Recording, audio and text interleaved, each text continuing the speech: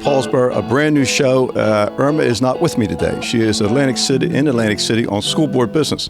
So it's sort of empty without her, but we're trying to keep on a real taping schedule because many of you who watch the show like to have a new show every 2 weeks, so that's what we're doing. So today we're based out of the Paulsboro Firehouse, Paulsboro Volunteer Fire Association, group of dedicated individuals, men and women, who answer the alarm any time of the day. We're going to visit with Chief Alphonse Giampola in a little bit. Got a couple segments to include in the show, some real interesting stuff we think you're going to enjoy. And if Irma gets back in time, we'll have community notes, but I don't think she's going to make it today. Stay with us. We're coming right back. We're from the Paulsboro Firehouse. Multi-policy discount. Paperless discount. Paid in full discount. Homeowners discount. Safe driver discount. Chipmunk family reunion. Someone stole the nuts. Squirrel jail. Justice. Countless discounts. Now that's progressive. Call or click today. Thinking about a new appliance or an LCD TV? Don't think twice. Think Weiss. Weiss True Value has a full line of LCD TVs plus a great variety of appliances. And of course, hardware items like TrueTest paints, Master Mechanic tools, electrical supplies, key duplicating, and Rug Doctor rentals. And for repairs on screens and windows, look no further. Weiss True Value, from making keys to selling appliances and LCD TVs. Don't think twice. Think Weiss. 39 West Broad Street, Paulsboro. For everything, there's a season, and a time for everything under heaven. A time for sharing, a time for caring, a time for remembering, and a time for parting. When that time arrives, let Beth McBride Foley and Thomas D. Foley at the McBride Foley Funeral Home help you in your time of need. Offering a wide variety of funeral services from cremation to traditional, McBride Foley Funeral Home has been helping families with the loss of a loved one with over 50 years of combined service. McBride Foley Funeral Home, 228 West Broad Street, Paulsboro.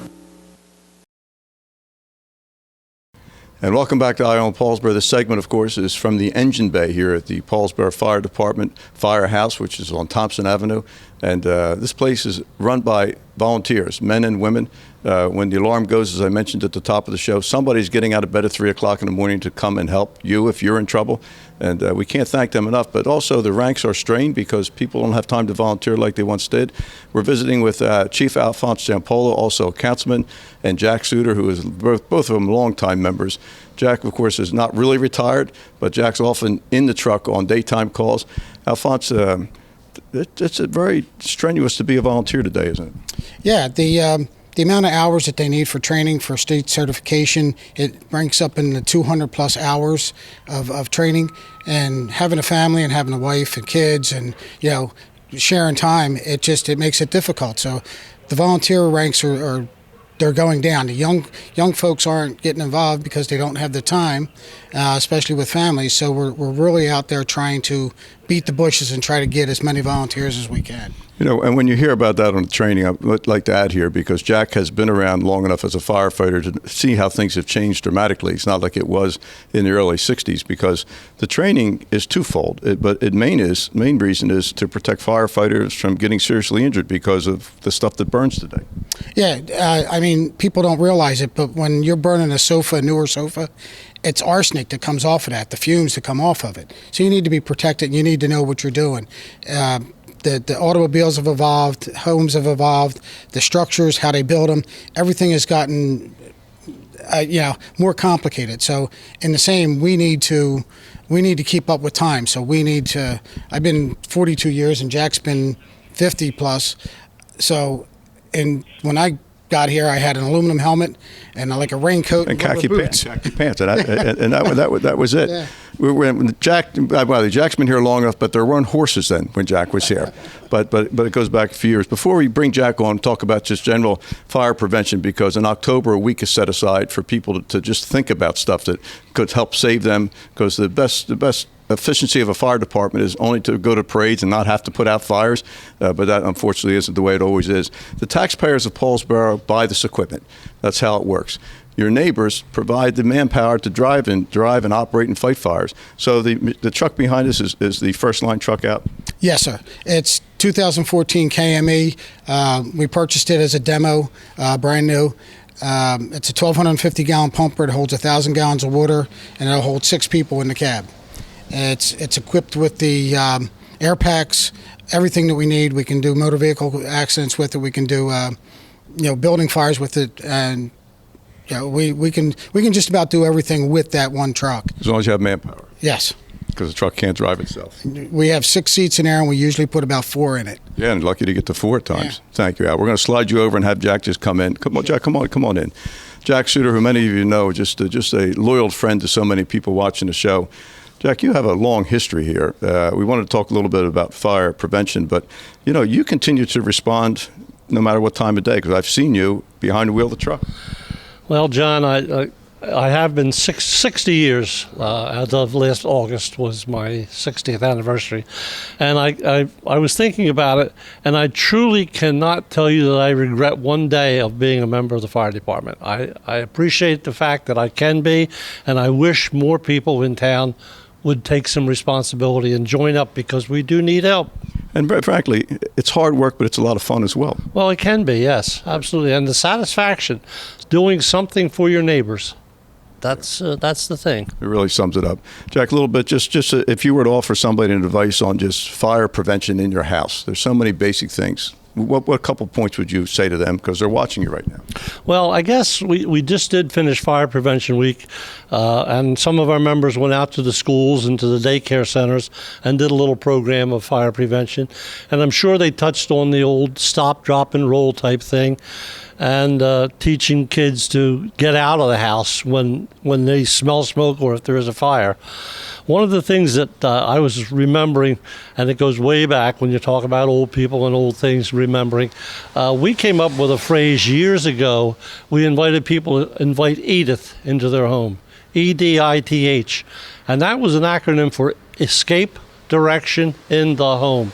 And we would invite all parents, teach your kids, if something happens, if there is a fire in the house, get out of the house, but have a central meeting point. Pick a tree or the back gate or something for everybody to meet, so that when they're out, the parents will know that they are out of the house. It's really good advice, Jack. And that it's as relevant today as it could have been then. Absolutely. Very good. Visiting with Jack Suiter, longtime member of the fire company, along with Chief Alphonse Giampola. If you have time, if you're interested, stop by, offer to volunteer. Bingo nights are when? Well, we play bingo every Wednesday night, and touching on the fact that this equipment is all borough-owned and borough-purchased. The building is association-owned and association-financed, and everything that we do in here, paying the electric bill, paying the heat, making donations to organizations in our town, are all funds that are raised by the members. Very good. That's going to do it from the Paulsboro Firehouse. We'll be right back for the next segment. Stay with us. Life is a journey that we travel with a lot of uncertainty. When your family is faced with change and you're in need of understanding, direction, honesty, and professionalism, we at the Landolfi Funeral Home have a tradition of assisting you with all of your needs in any way that we can. We offer many affordable funeral services. Please feel free to call us with any questions you may have, or visit us at www.landolfifuneralhome.com. Rizzo Family Chiropractic Center in Gibbstown offers pain relief with a difference. Using specific chiropractic adjustments, Rizzo Family Chiropractic will get to the root of your problem quickly. Bring your headaches, neck, back, joint, or limb pain to Dr. Karen Rizzo. If you have recurring pain, chiropractic can help. Rizzo Family Chiropractic can relieve many sources of pain without extended treatment and ongoing therapy. Give your family the gift of caring professional pain relief with a difference. Rizzo Family Chiropractic. Come on down Route 55 to the Millville Airport. Visit Smith & Jackson Military Antiques and Firearms, a gun shop with a woman's touch. Buying, selling, and trading firearms and military items, especially seeking World War II, German, Japanese, and American items. Buying single items or entire collections. That's Smith & Jackson Military Antiques and Firearms at the Millville Airport, 21 Peterson Street, next to the Glasstown Brewing Company. And welcome back to Eye on Paulsboro. We're coming from the engine bay here at the Paulsboro Firehouse on Thompson Avenue in town. With me now is Sergeant Richards of the Paulsboro Police Department, which is obvious because he's in the police uniform. He just mentioned to me that he has 13 years service on the force. He was there when I was mayor. And as I said to him, one of us was much younger then. but he's held up very, very well. Sergeant, first, thanks for coming on. The chief was kind enough to free up to come over. We're in mid-October. You're coming into Mischief Night, Halloween. Things over the years have been relatively quiet, but there's different times and rules for Halloween trick-or-treaters, and we wanted to make sure people got a clear direction. Yes, correct. On Mischief Night, per borough ordinance, the curfew is 7 p.m. on Mischief Night, October 30th, and also on Halloween night, October 30th. There also is a trunk or treat at the Boys and Girls Club at 916 Penline Road, which runs from 5:30 p.m. to 8:30 p.m. If the children are out after the curfew 7 p.m., they must be with an approved guardian or parent to be out, and that is per borough ordinance. Yeah, that trunk or treat is a really good idea for kids because, these times are different now. I don't have to say that to anybody watching the show, but the trunk or treat gives a safe environment for kids to get a sense of Halloween. It does. I didn't make it last year, but the year before, I mean, they do make a nice event out of it. And it was larger than I thought it was going to be when I went. It's smart. It's smart. Yes. Sergeant, I'm sorry. Go ahead. The chief also wanted to put out there to make sure when the kids are out walking around, it is getting darker now. By 7 p.m. it's dark, to make sure they have on the approved, bright clothing. Be mindful of crossing the streets because there are those cars that drive out of control. Correct. Don't pay attention, and above all, common sense with what door you're knocking on. Ideally, you should go to places especially with the little kids should have accompanying adults with them. It just makes a lot of sense. Sergeant, before you leave us, this summer I noticed you had officers on bicycles. Correct. Yes, the chief did implement the bikes back on the road this summer, and it's going to be more enforced in the future. Well, put your department hands-on with neighbors. Well, we're becoming more community oriented, trying to get recent complaints with the corners, the delis, trying to be more community oriented with the stores and trying to keep the corners clean, the streets cleaner than what they have been in the past. So trying to be more communicated with the residents of the borough. I think it's the right approach because if people know you're not a stranger, you got a better chance of having people be cooperative. Correct. That's right. Very good. Visiting with Sergeant Richards, 13-year veteran of the Paulsboro Police Department. Be safe at Halloween because you want the kids to have a lot of fun. We're coming right back. Thinking about a new appliance or an LCD TV? Don't think twice, think Weiss. Weiss True Value has a full line of LCD TVs plus a great variety of appliances. And of course, hardware items like True Test paints, Master Mechanic tools, electrical supplies, key duplicating, and Rug Doctor rentals. And for repairs on screens and windows, look no further. Weiss True Value, from making keys to selling appliances and LCD TVs. Don't think twice, think Weiss. 39 West Broad Street, Paulsboro. For everything, there's a season, and a time for everything under heaven. A time for sharing, a time for caring, a time for remembering, and a time for parting.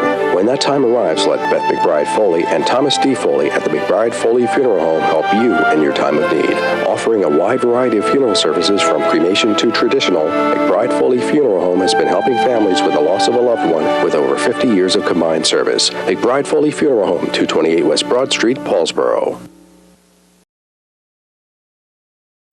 Welcome back. This segment comes to you from the members' room here at the Paulsboro Firehouse. We're with Lorraine Haddock. She's a Gibbstown resident, has deep Paulsboro roots, and is an author, and also a member of the Sons of Italy. If you recall in our last show, Bob Robestel mentioned that the Sons of Italy has female members because originally it didn't, and the club's got much better because it does. Lorraine came our way. She is an author, which is a wonderful story to itself, and also a keeper of the flame of Italian heritage and language. So Lorraine, we'll start there. But actually, before we start, I'm just walking into this segment. She says the ground that this firehouse was built on was donated. Tell us the story. By my grandfather, William Thompson. It's wild stuff, isn't it? I just found this out today. He never mentioned it to you? No, he didn't talk about it. Well, you should see if you can get rent while you're here. You may be entitled to something. Lorraine, these books are simply beautiful to look at. So tell us about yourself in this. People be curious. Thank you. I've been a storyteller all my life, and I'm from a family of storytellers. And years ago, when I went to Paulsboro High School, I met my husband, Ace Haddock, and he wanted to give me a present to let me know how much he liked me. And he wasn't into poems, flowers, or candy. So he gave me a tiny baby duckling. And this baby duckling didn't quack. So that book is called The Duck Without a Quack. And the story is, I took it home, and my mother said, "You're not keeping this duck. You better give it back to your boyfriend." And Daddy got home from work, and he said, "Oh, you can keep it, but you have to keep it outside with your cats." The mother cat had just had 3 little kittens, and she adopted this duckling as if it were a kitten. And the duck eventually learned how to purr. That's a real good story. And I believe in telling stories, and true stories are the best stories. So I told all my children this story. Then I started telling the grandchildren. And finally, about 5 years ago, I wrote it down for them. And I thought, if my grandchildren like it, I guess other kids would like it too. So I published the book, and it's been a success, and I enjoy it. I go to daycare centers, libraries, and I have a craft that the kids do with it too. The kids really like doing a craft. That's wonderful. And there's a second book here, because you mentioned of your love of the Italian heritage, and the second book is in dual language. Yes, I had the pleasure of having my grandparents live in Gibbstown, only a couple blocks away. And whenever I went to visit Grandmom Julia and Grandpop Luigi, Grandmom would always hold my face and she'd say, "Belle figlie della mamma." And that expression is Italian, and it means you have the beauty of your mother. So when she would say that to me, I would go home and say to my mom, "Mom, what is she saying?" Because we really didn't understand all the Italian. And my mom said, "Well, it means Mama's pretty baby." But as I got older and began to study the Italian language, I found that it goes much deeper. It means you have the beauty of your mother. You're part of her. She's part of you. And you're part of all the women that came before you. So when Grandma came here, she brought beautiful linens. She had made these linens as a young girl as part of her dowry. So when she came over on a ship, the Duke of Abruzzi, she brought the linens with her.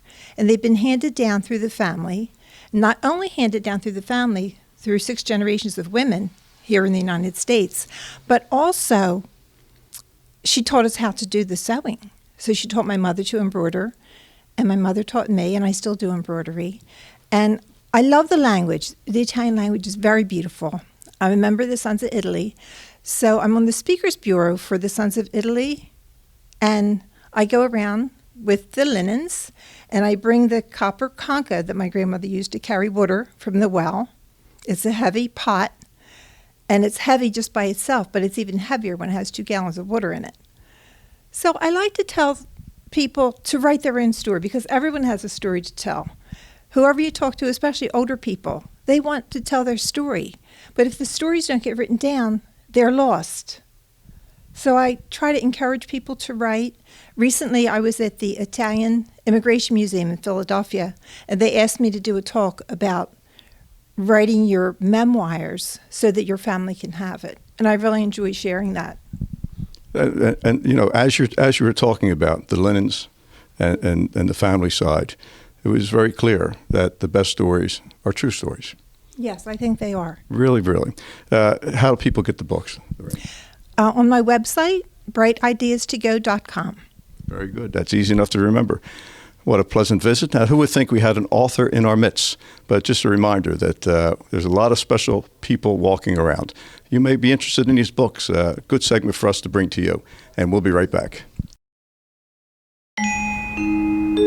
Multi-policy discount, paperless discount, paid in full discount, homeowners discount, safe driver discount, chipmunk family reunion, someone stole the nuts, squirrel jail, justice. Countless discounts. Now that's progressive. Call or click today. Life is a journey that we travel with a lot of uncertainty. When your family is faced with change and you're in need of understanding, direction, honesty, and professionalism, we at the Landolfi Funeral Home have a tradition of assisting you with all of your needs in any way that we can. We offer many affordable funeral services. Please feel free to call us with any questions you may have or visit us at www.landolfifuneralhome.com.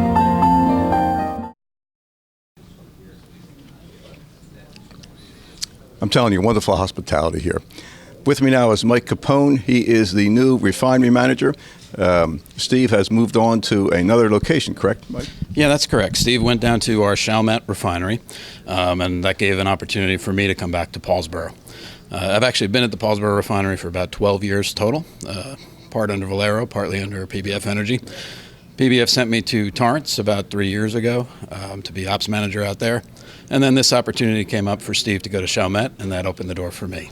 Well, and first of all, Steve, during his tenure here, was a good neighbor to both Paulsboro, Gibbstown, and surrounding areas. Mike brings the same thought pattern about the relationship with the refinery in. Refinery is a complicated business, 24/7 in all conditions. So what is the general business mood at the moment in refineries? You see the Philadelphia plant is down, Mike, so what happens? Well, certainly, obviously, that was a challenge for them, and they are in the process of trying to sell that facility. Hopefully, they'll find a buyer. In terms of the industry as a whole, there's obviously changing regulations. We think PBF is pretty well positioned to take advantage of those regulations as they move forward. Certainly at the Paulsboro refinery, we see opportunity. But outside of the general business climate, right, the basics of running a refinery don't change because I can't control the marketplace. What I can control is making sure we work safely, making sure we don't impact the community in a negative way, and running reliably. Those are the things we focus on. Well, yeah, and you know, this refinery, this group, the O'Malley brothers, the general corporate theme has been one of community involvement, whether it's Paulsboro Day, 4th of July parade. Those things mean a lot to people, and you have good visibility as a corporate entity here. But you've got a big responsibility as well. You've got many families that work there. It's a large job creator in this county. And is the refinery generally running well? Yeah, the refinery's been running very well. As you said, we've got about 480 direct employees, probably another 300 or 400 contractors on top of that. So, you know, there's a lot of folks associated directly with the refinery that benefit from the activity going on there. And thankfully, yes, the refinery is running well. You know, we look around. I mean, the West Effort Sunoco refinery, once Texaco, that's gone. Philadelphia, as you said, is shut down and in transition. Hopefully it restarts again just from the standpoint of the people that work there. But this refinery is not a big refinery as refineries go. So how has this refinery survived? Yeah, you're right. It's not a big refinery. It's about average for East Coast. You know, I think really what makes Paulsboro special is that spirit that comes from working here. We're fighters, you know, and we've seen challenges, right, under Mobil. There were decisions being made. The refinery banded together.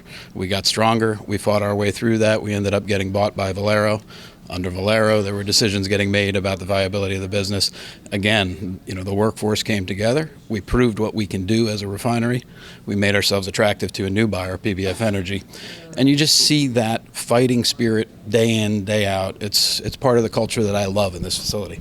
And the products that come out of this refinery, lube stocks, now asphalt, what is the relationship between the refinery and the Exxon packaging plant? Yeah, we obviously do a lot of business with them. They have the ability to bring material in through our dock, through our tanks, and via pipeline into their plant. In addition, we are producing certain materials for them. You know, and obviously we try to do that competitively because they have the opportunity to shop around. Just because we're their neighbor, they don't buy from us. But, you know, we focus on making a quality product at a good price for them. And as the refinery goes, because people, you know, you just think, well, it's wintertime, so they're only making home heating oil. A barrel of crude does not just make one product, correct, Mike? No, not at all. It makes a full range of product, and it makes that full range whether it's the winter or the summer, right? You know, so we take that product, we put it into pipelines, we ship it to areas that need it, you know, regardless of the outside climate. And for the layman, on a barrel of crude oil, 44 gallons or thereabouts, what is the breakdown of product? What is diesel or what is gasoline? What do you get out of a barrel? Yeah, for our refinery, generally, what you see referred to as what's called a 2-1-1. For every 2 barrels of crude oil, you're getting 1 barrel of gasoline and 1 barrel of distillate, and that distillate is half and half diesel fuel that you would put in a truck and jet fuel that might go to a plane. And does this refinery serve the airport directly? It does. We do have a pipeline direct into the Philadelphia airport. We provide them with product day in, day out, and we produce beyond what they take, so we also put into the New York Harbor or put it on a barge and take it other places. It's a fascinating business when you consider a gallon of gasoline today is about $2.45. A considerable amount of that is federal tax and state tax. So by the time you wholesale a gallon of gasoline out, you're probably 2 liters of Pepsi cost more. That's probably about right. Scary, isn't it? Well, it's scary, but at the end of the day, again, I can't control the marketplace. What I focus on is running well, running efficiently, and then we try and get what we can out of it. So where's the money at? Is it the volume? I mean, you just have to move a lot of stuff? That is the answer, absolutely. There's really 2 places to make the money, right? And one is volume, and the other is crude, right? Because the products are going to be the same whether they're produced here or they're produced at another facility. The difference is we can focus on what are the crudes that we buy and try and take advantage on buying a lower feedstock. So when you have a bad quarter because the commodity guys bought wrong, or they mad at the commodity guys or mad at you? Oh, they're always mad at me. That's what happens to the working guy, by the way. That's right. We're visiting here with Mike Capone. He's the new refinery plant manager. And Mike, certainly a lot more comfortable on camera than Steve was. He used to get very nervous. He got very nervous. I saw the interview that Steve did with you, so I was just trying not to be that bad. No, Steve's great. I've worked with Steve on and off for, going on 15 years at this point, and I've learned so much from him, especially how you interact with the community and what that means, and it's my goal to maintain that relationship that the refinery has with this community. It means a great deal. Again, visiting with Mike Capone, new plant manager at the Paulsboro refinery, and we're going to come right back. Rizzo Family Chiropractic Center in Gibbstown offers pain relief with a difference. Using specific chiropractic adjustments, Rizzo Family Chiropractic will get to the root of your problem quickly. Bring your headaches, neck, back, joint, or limb pain to Dr. Karen Rizzo. If you have recurring pain, chiropractic can help. Rizzo Family Chiropractic can relieve many sources of pain without extended treatment and ongoing therapy. Give your family the gift of caring professional pain relief with a difference. Rizzo Family Chiropractic.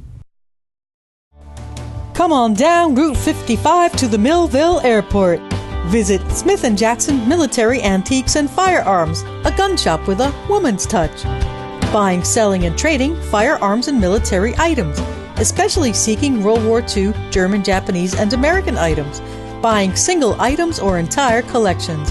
That's Smith & Jackson Military Antiques and Firearms at the Millville Airport, 21 Peterson Street, next to the Glasstown Brewing Company. And welcome back. We're going to close the show out. No Irma Stevenson. My, how I miss her. So community notes will be on the next show.